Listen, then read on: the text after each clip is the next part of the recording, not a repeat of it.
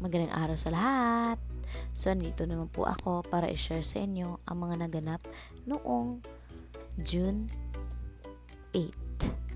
So, pumunta nga kami dyan doon sa Tambunan Beach Resort sa Tabinaa. So, hindi ko po first time na nandito. Pangalawang beses ko po na nandito at na-amaze pa rin ako sa mga nakikita ko. Sobrang puting-puti ng buhangin.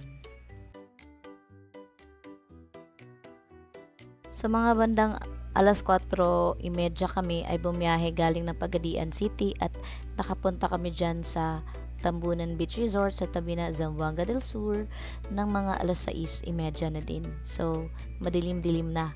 At pinagsikapan talaga namin na bumiyahe ng maaga kasi nga yung daan dyan ay medyo para siyang roller coaster nga. So, yun nga. So, kung gusto nyong pumunta dyan sa Tambunan Beach Resort, ay mabuti na agahan nyo ang inyong biyahe.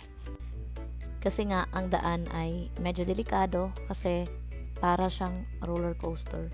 So, at saka yung mga daanan ay wala pang street light, so medyo madilim talaga. So, mas safe na pumunta kayo dyan, magbiyahe kayo ng maaga na may araw pa. Hindi pa madilim. So, ayan nga, sa mga oras na yan ay nagugutom na kami at naghahanap kami ng ulam. So, si kuya dyan ay bumili ng lechon manok at saka kasi si mama ay nagsaing na. So, habang kami ay naghihintay, nagre-relax kami, ini-enjoy namin ang tanawin. So, masayang araw nga ito kasi nga ito ay celebration sa birthday ni Almer at saka ni Mama. Yung birthday nga pala ni Mama ay nung June 4 at kay Almer naman ay nung June 7. So, ito nga, June 7 kami bumiyahe at mag-overnight kami. So, yan, kumakain na kami dyan. So, napakaganda talaga ng beach na ito. So, hindi ka talaga magsasawa kasi nga napakaputi ng buhangin. So, kung gusto nyo mag-bonding with your family or friends o kahit sino man, ay the best yung place na ito. So, may mga room nga pala sila dyan na 1,000 per night at naka-aircon na. So, sayang nga lang at hindi ko na videohan kasi nga medyo pagudins na ako at saka basta sulit na sulit talaga yung room nila kasi yung room nila ay malaki. So, kasyang-kasya yung mga tao na maybe 20 persons ay kasyang-kasya na matulog doon sa room nila. So, at kung gusto nyo ng may extra bed, ay yung extra bed nga pala nila ay 100 pesos. Mas maganda yung tulog ko kasi maginaw yung aircon. So, ako nga pala ang nag-ihaw or nagsugba sa Bisaya. So, inihaw namin yung isda na binili ni Kuya kagabi. So, ayan, mas smile at ang sarap-sarap ng kumain dyan. So, habang naghihintay kami sa sinaing ay maglo-look around muna at ako ay naligo na pala dyan at saka si Sky. Ayan, ito yung paboritong gawain ng batang ito. So, batang ito ay gustong-gusto talagang maglangoy-langoy dito sa kadagatan.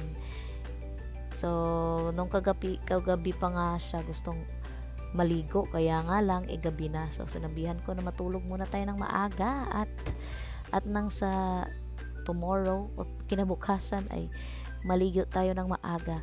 So, maaga palang umulan dyan, siguro mga 5 a.m. ay umulan ng malakas at lalong guminaw yung loob ng tinutulugan namin. Napakaginaw talaga ang lakas ng aircon nila. So, sulit na sulit talaga ang 1,000 pesos nyo sa room na yun. So, nagkape nga lang kami bago kami maligo. Uminom kami ng Milo at saka pagkatapos doon ay naligo na kami. Napakaganda ng dagat pag umaga. Kasi, masarap talaga yung dagat pag umaga. Ano ba yan? So, thank you Lord sa lahat ng blessings na binigay nyo sa amin, lalong-lalo na sa celebration at birthday ng aking kapatid na si Almer at saka ni Mama. Sana bigyan nyo pa sila ng mahabang buhay at malusog na pangangatawan. Thank you so much for this day. And family is love. Sana marami pang laag-laag na mangyayari at bonding moments na kagaya nito with my family. Lalong-lalo na sa sponsor. Thank you and more blessings to come. Thank you for watching.